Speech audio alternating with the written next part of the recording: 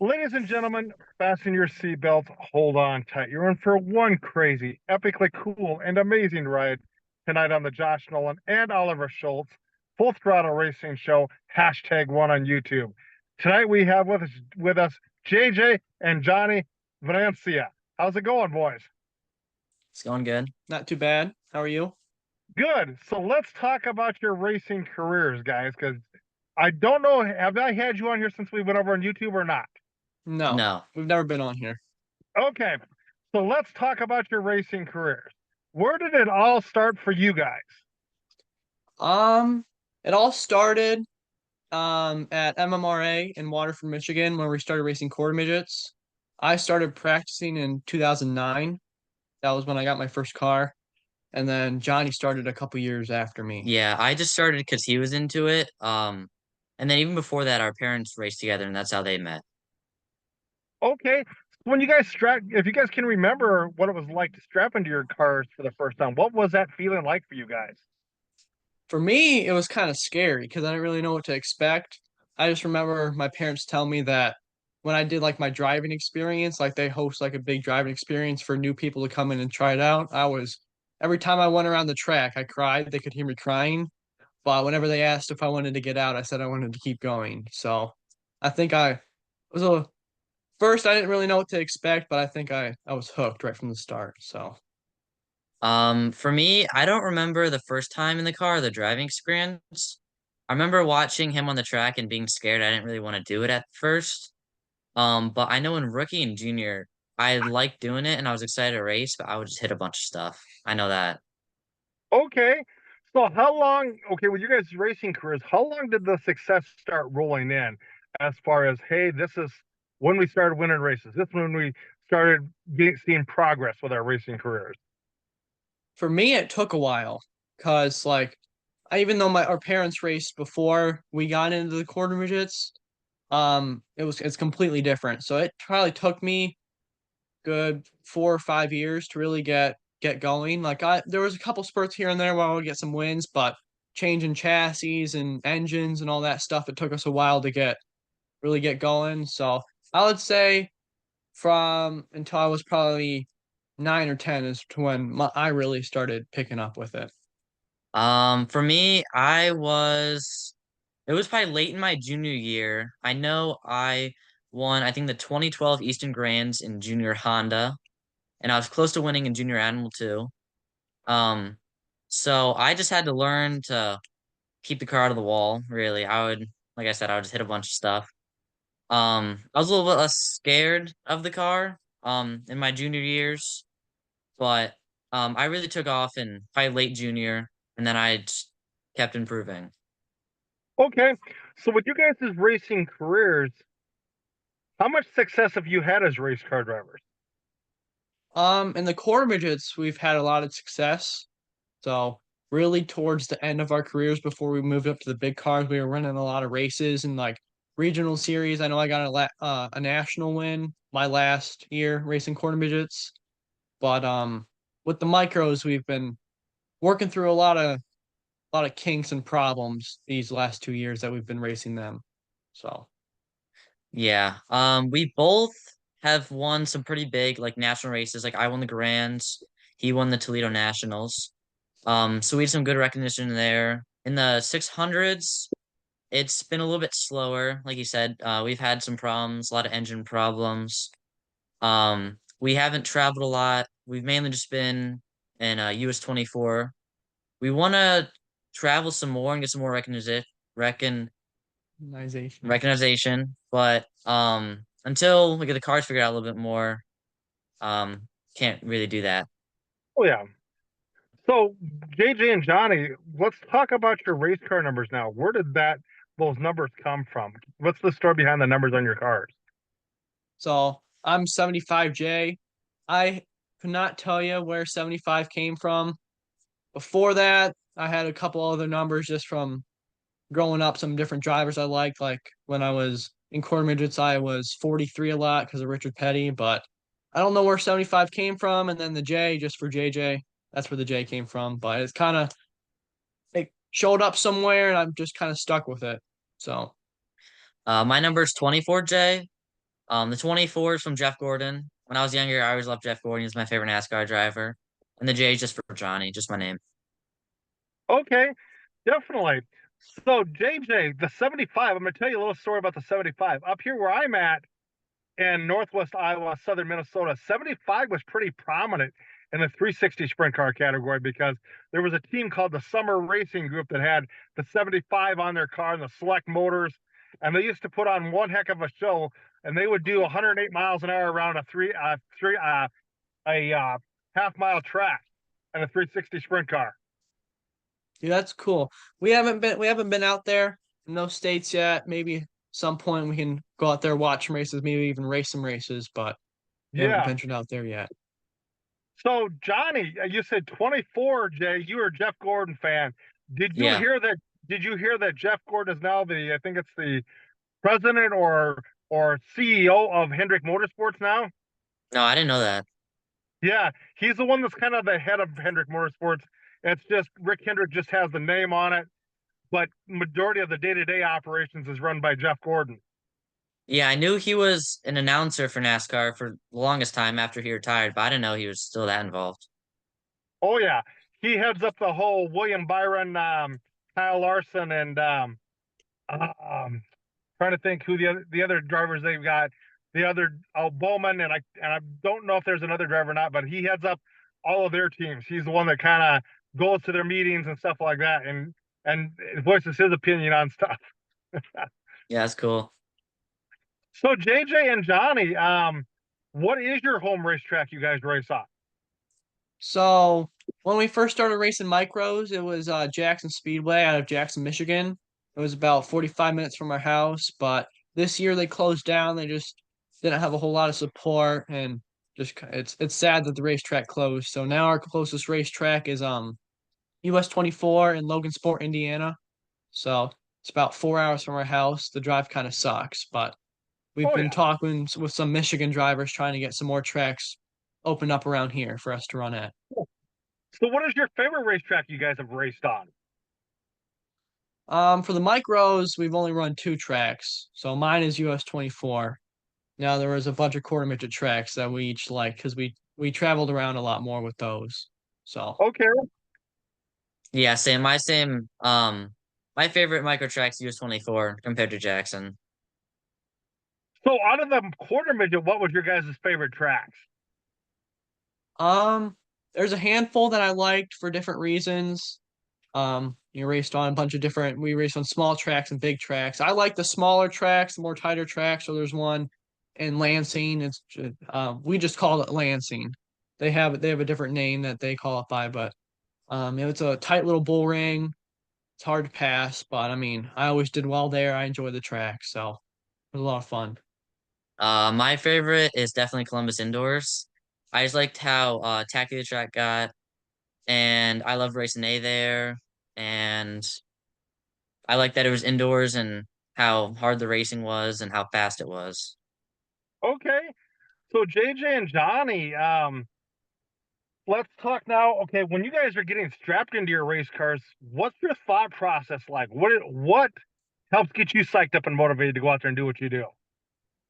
Um, I just try to control my breathing, try to keep myself energized. Because if I sit in, because a lot of times we try to get up there before the races goes out, just so we don't. We're always nervous about missing the race, so I just got to keep my mind going, making sure I don't calm down too much. If I get calm, I get tired.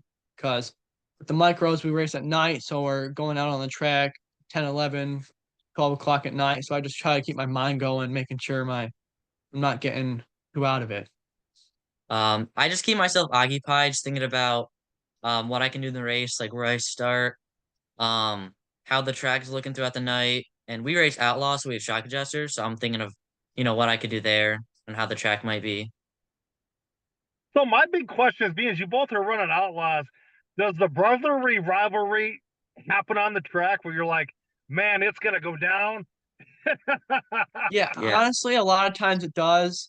So I mean, it can even be like I transfer right from my heat race to the feature race, and I'm starting a better spot, or vice versa, and Johnny's got to go through a B main, and we always end up we're like magnets. We always find each other. Either I have a bad start and he has a good start, and we always end up finishing right by each other, throwing sliders on each other and crossing each other up. So, I Okay, mean, okay. we've never really, we've never wrecked each other. We don't race each other dirty. We kind of just, it's fun. We don't really fight about it a whole lot, but we But enjoy you it. do have some moments, right? Yeah, we make our parents nervous too. Yeah. That's for sure. So JJ and Johnny, who is your guys' favorite race car drivers, racing heroes? I know you talked a little bit about Jeff Gordon, but do you have any other racing heroes? Um, when I was a kid, I was really into NASCAR. Me and all my buddies would always have the diecast and stuff. So I was always a Keselowski fan and a Richard Petty fan. So that was when I was younger. As I moved up, I really started to really get to know some of the other drivers who even came out of our quarter midget track. So like Eric Jones, he used to race at the track that we grew up racing at. So became one of his fans.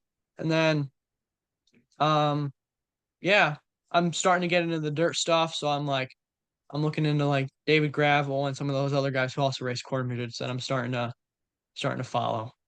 How about you, Johnny? When I was a kid, Jeff Gordon, and Tony Stewart were my two favorite. You know, I've got posters of them everywhere. Um, Now dirt wise, I don't know. I'm not super into like the drivers. Anyone racing NOS, honestly, I just like their cars. Okay, okay, okay. So JJ and Johnny, when you're at the racetrack and you guys are getting hungry, what's your guys' go-to food at the track? Um, Really depends on if we have enough time to pack something before the race or if we got to use concessions. Normally, if we bring something, maybe walking tacos. If I got to hit the concession stand, I might grab a hot dog, maybe a root beer. I'll just get a cheeseburger and root beer. That's my Okay, okay. go-to. So when you guys are away from the racetrack, what's your guys' go-to restaurant? Oh, normally I'm in a rush. I'll hit Taco Bell probably. Maybe if I have a one more, maybe a sit down dinner. Maybe if we have a good race, maybe a win, go to Texas Roadhouse. That's always a go to. How about you, Uh, Don? fast fast food wise, I'd go Arby's. Um, I like their sliders, but sit down, definitely Texas Roadhouse. Okay, okay. So JJ and Johnny, now I'm gonna really put you on the spot. When you guys are at home, what's your favorite home cooked meal that your mom and dad make for you guys? Home cooked meal. Stuffed shells. Yeah. My dad makes his own sauce. He's Ooh, got we had it last night actually. Um, he calls it Sunday sauce. It takes all Sunday to make. Italian sausage, stuffed shells, ooh, meatballs. Yeah. very cool. If we're lucky, he'll bake a cake too, but that's only on Yeah, he occasions. makes a good red velvet cake. So JJ and Johnny, who are some of your guys' friends at the racetrack? Um, we haven't with it being so far away, US 24, we really haven't been out. We haven't really been able to make friends at US 24 just because how much we got going on, all the problems we're trying to fix over there. In quarter midgets, we had a bunch of friends. They've kind of dispersed all around racing different stuff. One of our good buddies, Connor Zabosian, he runs a Outlaw Super Late Model at Flat Rock Speedway. So we've known him for a while, and then we've got some other buddies here and there throughout the country. So Yeah. Down at US 24, I'm real good friends with David Camden. And his team, he's racing for Phoebe Wolf right now. And Okay, obviously we're good friends with Phoebe Wolf. She came out of quarter midgets and their whole team, they're very nice. But yeah, quarter midget wise, Connor Zabosian, he's racing late models. I don't know a few other people that there's a few other people and I Katie Hettinger's in ARCA, I think. We used to be friends with her a few years ago. Um, Hosts of ours in a cup car now. We used to know them from quarter midgets. yeah. Few big names. okay. So JJ and Johnny, what do your school friends think of you being a race car driver? Honestly, some of them get it, some of them don't. Most of them don't really get it. So I try to explain it the best I can, but they're like, why do you spend so much time working on a car just to go racing? It costs so much money." So some people get it, some people don't. I can't I've tried to help them understand it, but don't have the Yeah. mindset. I've got a few buddies from my school that race dirt bikes. So they kind of get, being at the track and racing. But 600s is just it's both racing, but they're totally different. So some things to try to relate to a dirt bike and it's not quite the same, but um I think some of my friends understand it, but it's definitely very different. So, do you guys have racing nicknames at the track? I don't know. Yeah, my nickname's Rocket, Johnny Rocket. I Okay. got that. I was probably 5 or 6. Mine is the Full Throttle Rockster because I put a lot of energy into this. Yeah. So, Yeah, I see. so JJ and Johnny, uh, what is your guys' 5-year plan with your racing career? 5-year plan. Right now, we don't really have a plan past getting our cars running right. So we're switching up our engine program right now, trying to see if that's going to help us be a little bit more competitive or just be able to finish races. So, I mean, everybody wants to go to a sprint car, but we don't know if that's going to be in the 5 years or at all at this point. So we just kind of have to see how the micros play out for right now. Yeah. Definitely the next couple years in micros. If we get sprint cars, definitely we definitely have to hit a big sponsor. We might it might be like after college because we both plan on going to college. So that'll affect the racing, but we still want to race points. We want to travel mainly 600 for the next couple of years. It'll be kind of So, hard because we got to fit 2 cars into the trailer or buy Yeah. two different trailers. So oh, it's a normal expense doubled. It's the oh yeah. problem. So, what is your guys' 10-year plan with your racing career? Where do you want to be at in 10 years? In 10 years, I would definitely like to try a sprint car. So, I mean, I don't know how much funding we'll have to go past like a local type of deal, like maybe Attica Fremont or some more tracks up here in Michigan. But I mean, I don't, can't really, I mean, going further than that is all would always be nice, but I can't really say for sure what the plan would be. Yeah. 10 years. Um, Hopefully I've got my own money by then. And if everything goes right, it'd be nice to be in a sprint car and have a good ride and get in a good series. If everything goes right, maybe a World of Outlaws. So, if you guys, that's where I was going to go next. If you guys were to go to the World of Outlaws and you had to drive for a team, two separate team owners, who would you guys drive for?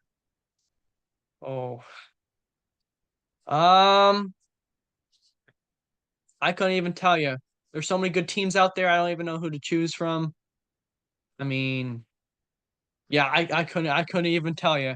There's so many teams I would like to race for. It's crazy. Like maybe Jason Johnson Racing. That would be a cool one just with the legacy behind it. So Yeah. It'd be nice for me to get in with Nas. I'm just a big fan of their cars and um I don't know, I just want to race a NASCAR. And because it has to do with Ricky Stenhouse, too, right? yeah. Yeah. Huh. So, JJ and Johnny, who helps work on your guys' race cars? It's just us two and my dad, and sometimes my mom comes out, helps us keep the tempers down. Yeah. So right now it's only us, and then we have Jimmy Phelps. He helps us at the racetrack. He lives out in Indiana, but we've known him for a long time. He helps with driver development and setting up the cars and just watching the track. Because Okay. like in quarter midgets, we never really ran dirt all that much. So this is completely new to us. Yeah. Okay. So, Um JJ, go ahead. Sorry, I was gonna say at the house, our dad wanted to make sure we learned how to work on the cars and everything when we got into micros. So he pretty much told us that like we have to know how to work on the cars. Like he's out there and helps us obviously and um but we know how to do everything. Like we know how to do our setup, take the cars apart, build them, um do alignment, everything. We can pull engines and swap engines and all that. And then at the track, um it's us, my mom, Jimmy, and my dad. Um and everyone helps and my mom really just keeps everything rolling. She's like The glue. yeah, the glue. So, who do you guys have for sponsors on your guys' race cars? Right now we have advanced racing suspensions. 611 metals, Black Horse Auto Body, and then Lifeline fire suppression systems. So Are not you guys terribly. are you guys still looking for sponsors? Yes, Yeah. we're always looking for sponsors. If there's anybody going to be out here watching this racing show with JJ and Johnny Venezia, you guys want to help them out, reach out to them because they'd appreciate the sponsorship on their race cars to get further into their racing careers. So Yes. JJ Thank you. and Johnny, um, so do you have some stories you'd like to share with us about your racing careers? Like, man, this happened this night, and this is the accident I was involved in, or man, this is how we got to the front. You guys can definitely talk to us about that. So I mean, I don't have a whole lot of crazy stories. I'm always the pretty smooth, calm driver. So I just kind of work around all the wrecks. I sneak my way up to the front. I'm not when I mean sometimes I'm aggressive when I need to be, but a lot of times I just drive the drivers. I just kind of go around them. I'm not very aggressive. Johnny, on the other hand, Yeah. Speaking of that, one of my favorite stories, I forget what track. It was in Mod World Formula, which is the fastest engine you can get to in a quarter midget. Yeah. It wasn't a big race, but it's pretty late in the race, by 10 laps to go. I was leading and my right rear hub snaps coming out of the corner. Oh, Slide straight into the wall. I hit the wall. I do a full 360 in the air. Got a concussion. I blacked out. They take it in the pits. They, put the chain back on. They're trying to fix the right rear. And I just remember yelling at someone to drop the panhard bar. Just tighten it up, tighten the car up. I always like my cars being tight. Um, and the engine builder, Mr. Baker, he was there, so he ends up taking the panhard bar off, and my dad's yelling at him because he doesn't know what's happening. Um, and he was yelling at me to drop the panhard bar. So he drops the panhard bar. They get me back out, and I go back out and I win the race. I just remember being dizzy and sick for like 2 weeks. Um, it was yeah, it was Johnny. pretty eventful. Who'd you move out of the way to win that And race? on the last lap, I moved him out of the way to win the race Yeah. on the back stretch. So very cool. Very cool. So JJ and Johnny, I am gonna do something pretty spectacular now. I'm gonna turn the controls over to you. You guys can ask me some questions. all right. Um, how long have you been into racing? How long have you been watching, or did you do any I racing am yourself? Or 43 years old, and I've been into racing for 35 years. man, Um, what's the biggest thing you've done for a driver? Like, have you helped them get a big sponsorship? Have you helped them get a ride? The biggest thing I've ever done is I did a whole huge give back campaign my first year in the racing show biz. And it was a kid that was racing with a non-curable disease. I don't know if you know Connor Sheffield or not. He's from Maryland. Well, he races with that intestinal dysmotility with pseudo-obstruction, which means he races with an ostomy and a feeding tube. And me and my team caught wind that he wanted to build a hospital eventually to help diagnose this disease a lot quicker, maybe come out with a cure for it. And maybe in this time, maybe not. Well, me and my team got together with him and said, is there a way we can help you out? And he's like, yeah, if you guys want to do a fundraiser, that'd be awesome. So 2 months, about 8 weeks, I had a whole fundraiser put together, ready to rock. Had a bunch of area businesses out here and area race car drivers. We held a silent auction fundraiser and we raised a whopping $738 to get him on his way to his dream. dude, that's nice. Nice. It's really sick. I love when tracks and teams like that do like fundraisers to help a good cause like that. It's Oh nice. yeah. Um, how many people have you interviewed? A lot. When I first started this out, we started out with doing 3 shows. Well, then it just grew and grew and grew. And when we left Facebook to go to YouTube, we had 2,000 some viewers throughout the USA and Canada, which is phenomenal to be in that whole world with 2,000 viewers. Well, then when we started up with YouTube, we had to start all over, getting the fan base in order. And I looked at our stats yesterday, and we have over 10,000 views on YouTube now. Wow. Nice. Sweet. And it's really Um, It's really kind of crazy, guys, because I can walk into my neighborhood Walmart, which is about a half hour away from where I live at, and people start recognizing who I am, and they're like, "Can we get your autograph? Can we have a picture taken with you?" Sure, why not? Nice. That's cool. Yeah. It's really cool. What's your favorite track? My favorite track, I have a few. You know, one of the tracks that I used to go to is the Fairmont Raceway, Fairmont, Minnesota. It's a high banked half mile. It used to be an IMCA and sprint car track because you could get going really good around there. I mean, really fast. Well, then you have Britt, Iowa, which is a short track, and they get a lot of cars there because we have some huge events out here. I don't know if you guys are aware of that or not. We'll talk about that in a few minutes. But Britt, Iowa has a huge event, and I went to that once.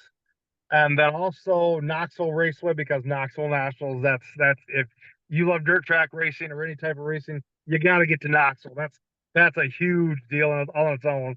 And then Boone, Iowa has a huge race, and that's a 3/8 mile track, and that's just how they have that set up. I'm going to talk about that here in just a few minutes too. It's amazing how they have that track set up. And then let's see, Jackson Motorplex because it used to be a half-mile track, and that's where I was going at with the 75, is because that car could run up at Jackson Motorplex, and like I said, they could run 108 miles an hour around there. Well, the guy that bought that track shrunk it down to a 4/10 mile, but you can still they run World of Outlaw sprint cars up there, and you can easily press 160 miles an hour around there flat out with not even touching the brake. That's cool. Yeah. It's fast. So going to Britt, Iowa, and Boone. Here's how this is going to go, boys. Britt, Iowa has a race that's kind of like a prelude to the biggest dirt track race we have out here. Britt, Iowa it's a 3-day show. It's called the Night of 1,000 Stars, Night of 10,000 Stars, Night of All Stars. And a lot of your heavy hitters from the IMCA categories come out here because it's like, man, it's their test and tune before they hit the big show. So they come out here, they put on a show, and I think it's like a 3/8 mile track or a little bit smaller, maybe. Well, they do that. It's pretty cool. Well, now we're going to go to Boone. I'm going to give you the heads up on this one. Are you ready for this trip? Boone, Iowa, 3/8 mile track. They have a race that is epically insane, boys. You get a chance to go, definitely take it in. It is Labor Day week, 7 days of racing, nonstop on one 3/8 mile track. It covers 5 to 6 classes of cars. Now, here's the kicker. They get 1,000 to 2,000 race cars for 7 days. Jeez. That's crazy. That's crazy. It's ridiculous. Yeah. It's a lot of cars. Competition where it gets even more insane is they take everybody that has made it into the big dance or the big race, the A main for the big money for each class. They line them up 3 wide, 28 to 29 cars. They drop the green flag 3 wide for 25 to 30 laps to see who the best of the best is on a 3/8 mile track. Crazy. That's cool. Yeah. Yeah. We do 3 wide salute sometimes with the micros, but I couldn't even imagine starting it out 3 wide. That would be crazy. And the crazy part about it too, boys, is your qualifying days, Monday through Friday, you have to have your pit passes bought by 10:30 in the morning. Your hot laps follow it up. Your heat races are in the afternoon. You may not see your qualifying feature till 3, 4 o'clock the next morning. Go to bed for a few hours and get up and do it all over again. It's crazy. Yeah. I mean, that's a long week. Yeah, very long week. Yeah, very, very long week. And like I said, and you have all your chassis builders down there with IMC. So if you're having trouble setting your car up, you walk up to your chassis builder up on manufacturer's row and say, I need some help setting this car up for this track. Help me out. And they're like, okay, we can give you the demographics on your chassis. This is how you set it up for the track and you'll be golden. Nice. That's always good when chassis builders do stuff like that. Just help you out a little bit. Yeah, and then they have what's called the Fast Shaft All-Star Race, which is an extra money race. And that's put out by Pat Fagan. And you literally, if your name gets picked, you do it, man, you could make some really serious money doing that too. Mm-hmm. Yeah, I bet. Yeah. There's one kid out here, guys, that's a little bit than you, and he just turned 19 in January, and he has won 2 Super Nationals 2 years in a row. Jeez. It's 2 nice races to put on your resume at 19. And then it also, boys, he at 16, he went down to the Bristol Dirt Nationals in an IMCA stock car. Had never been down there at all. Him and his dad, because they race IMCA stock cars, went down there, put on a show, and brought home $50,000 as a 16-year-old. Jeez, That's crazy. that's crazy. Bristol How'd you Dirt like Race to- was pretty cool. How would you like to make that in one night? I would love to make Yeah. that in one night. That would be crazy. Yes, very much so. Yes, yes, definitely. But yeah, it's dirt track racing is pretty awesome out here. Like I said, you guys ever get out here? Between Iowa and southern Minnesota, we have about 60 plus dirt tracks out here. Mhm. I wish we had that many. We have a lot of bigger dirt tracks, like we have a 360 sprint car series out here. So I mean, they're a little bit too big to run micros on, which sucks. But we're gonna try to figure some stuff out. So Yeah. And you In know, Michigan, we only have the price of race cars out here for an IMCA stock car, you're paying $30,000 for a brand new car. hmm For a modified, you're paying $50,000. yeah. yeah. Price of racing is going up. It's really expensive. Even to get entry level stuff, it's expensive, let alone the competitive stuff. So I have a question for you, Johnny. You had said Yeah. Jeff Gordon and Tony Stewart were your two favorite NASCAR drivers back when you were growing up. Did you ever Yep. get a chance to meet them at all? I don't think so. I have met Richard Petty. Um, I've met I met a few NASCAR drivers. I can't remember which ones exactly, but I don't think I've ever met Jeff Gordon or Tony Stewart. I have Um, with them. 5 NASCAR drivers. Do you want me to tell you who I've met? You guys? Yeah, yeah. sure. I've met Kenny Wallace. Herm. Very funny guy to be around. He'll get you laughing within the first 5 minutes. I've met Rusty Wallace's brother and Mike Wallace's other brother. Very fantastic guys. Met Kenny Strader. Now, Johnny, this one's for you. I've met Tony Stewart. Yeah. Really? And the crazy thing is this, he was racing out here in a sprint car, walked up to him and says, "Hey, Tony, can I have a conversation with you?" He says, "I'm saying some autographs, but come back in about 20 minutes and I'll have a conversation with you." Come back, and I'll tell you what, it was an awesome conversation just to talk to him one-on-one. And yeah, definitely, because I said, Tony Stewart, I would love to have you on my racing show sometime. He's like, definitely reach out, man. I would love to come on your show. That's cool. I love when big drivers like that take the time out of their night to come and talk to you. That's nice. Oh, yes, definitely. Definitely. So do you have any more Yeah. questions for me, guys? I don't have any for you now. I have So one. go ahead. So you asked us this question. If you had the chance to run for one big like national level team, if you had the chance to have a ride, who would you drive for?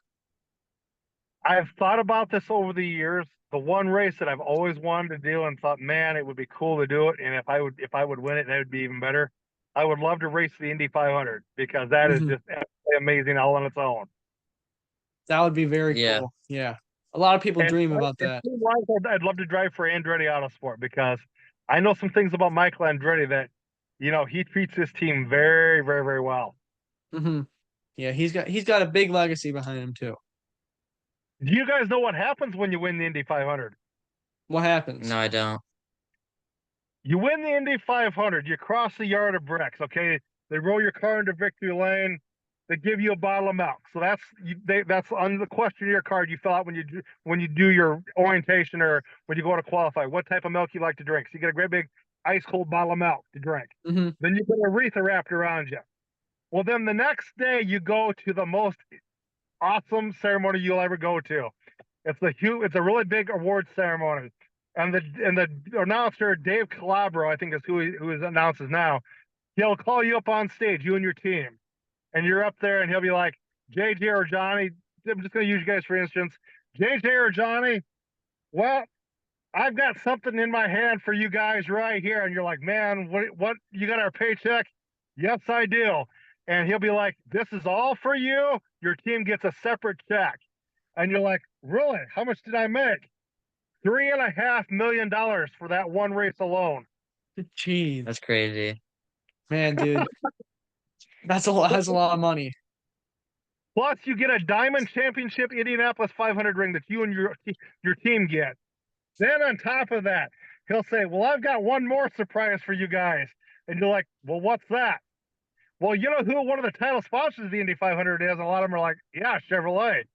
They're like, "Oh, by the way, being Chevrolet sponsors the Indy 500, and this year's the Corvette. You win a brand new Corvette on top of it. On top of it." That's a good race to win, I would assume. Oh You have a yeah, lot of good stuff. oh yeah, yeah, yeah. A lot of them win the new Corvette Z06 wide bodies and stuff like that. So yeah, Huh. Yeah, that would be a cool car to win. yeah. Imagine driving that around your town, right? Yeah, Right, yeah. a lot of looks. Oh yeah, exactly, exactly. But yeah, do you guys have anybody else you would like to thank for helping you get this far? Mainly our parents, mom and dad. They do a lot for us with this. Just since the beginning, since quarter midgets, they've done a lot. Um, Jimmy at the track, Larry McNulty. Um, he's been with us for a while. We raced quarter midgets and micros with him. So, Yeah, besides who I've already thanked, I want to thank Larry and Platinum Adjusters. He gave me a ride in a quarter midget. I raced for him for a few years. Probably the best car I've ever driven. Larry set up for me. He helped me a lot with setups and understanding how a car works. Um, and he's nice to have at the track. His grandson's in a 600 now with Okay, us. I just love having him at the track. okay. So JJ and Johnny, do you guys have a racing page the racing fans can follow you on? we do have Venezia Racing. It's on and off sometimes. We've talked about trying to start it back up, posting more on there for next season. So we're gonna try to do that so you can catch updates on there. So that's on Facebook, and I think we only have a Facebook page. Yeah, but it's Venezia Racing. Yep. Ladies and gentlemen, if you get time, go hit up Venezia Racing. They'd appreciate the fans, the follows, because you'll find some interesting, awesome facts out about these guys here. Mhm. Definitely. But I would like to thank you very much for being on the racing show with me tonight, talking to us about your racing careers. I'm sorry my co-host couldn't join me. He's doing school. That's fine. But yes, thank you guys very much. I'll have you step out. I'm going to call you in just a few minutes to thank you in person. All All right. right. Sounds good. Thank Thank you. you. Thank you very much. Bye. Bye. Ladies and gentlemen, that was JJ and Johnny Venezia. Definitely go hit them up on Facebook on Venezia Racing. Press like on their racing pages, on their racing page, ladies and gentlemen. Also, ladies and gentlemen, let's give a little racing news recap for you. I'll tell you what, yesterday in the NASCAR race, it was pretty insane what happened out there. Definitely Denny Hamlin and Martin Truex dropped out of the Homestead race yesterday, and that was kind of crazy to see that happen. But you know, NASCAR season's winding down. Just you know, that's right. Like I said, winding down. World of Outlaw season's winding down. Also, ladies and gentlemen, big announcement to come out today. High Limits Racing Series bought the Tony Stewart All Star Circuit of Champions Series. That's going to be awesome to see. That deal got finalized today. But like I said, ladies and gentlemen, uh, very cool to have the Venezia boys on here. But I would like to thank our sponsors, Dirt Track Race Cars and Company. Go hit up dirttrackracecars.com for all your racing diecast needs. They've got some pretty awesome designs out there. They've got 3 of Doug Wolfgang's cars out there in 1/64 scale. The 8D from 1989 on the Knoxville Nationals, the Orange 8 car from 1990, and then the 29 car that Doug Wolfgang drove in 1985 to the Knoxville Nationals Championship, all on 1/64 scale. Then they also have the 47 Casey's General Store Gil Sonner, Danny the Dude Lasowski sprint car that he drove in 1994 in 1/64 scale. Then they also have the one Nance Sammy Swindell sprint car that he drove in 1982 in 1/64 scale also. So Gil, hit up Dirt Track Race Cars and Company, dirttrackracecars.com. And also, ladies and gentlemen, I would like to thank Brody Manning and Manning Motorsports for being a part of this racing show with me tonight, being a part of this racing show, and also New England Hemophilia Association and Walking with Waylon. But I would like to give a special shout out to Quick Star in Asheville, store 1070. Definitely. Give them a shout out. Go hit up some Quick Star, get some really awesome food there. Also, ladies and gentlemen, if you guys would like to sponsor a racing show or be on a racing show, feel free to email us at jjnolan151@gmail.com, or you can call or text me at 712-209-7138. Also, big opportunity, ladies and gentlemen. With this, we have gained some pretty big fan base here. Over 10,000 views of our racing show. So keep those views coming and keep the subscribers coming, because it's going to get big. But with that being said, ladies and gentlemen, you guys have a good night. Catch you later on another episode of the Josh Nolan and Oliver Schultz Full Throttle Racing Show #1 on YouTube, and continue living life at full throttle. Have a good night.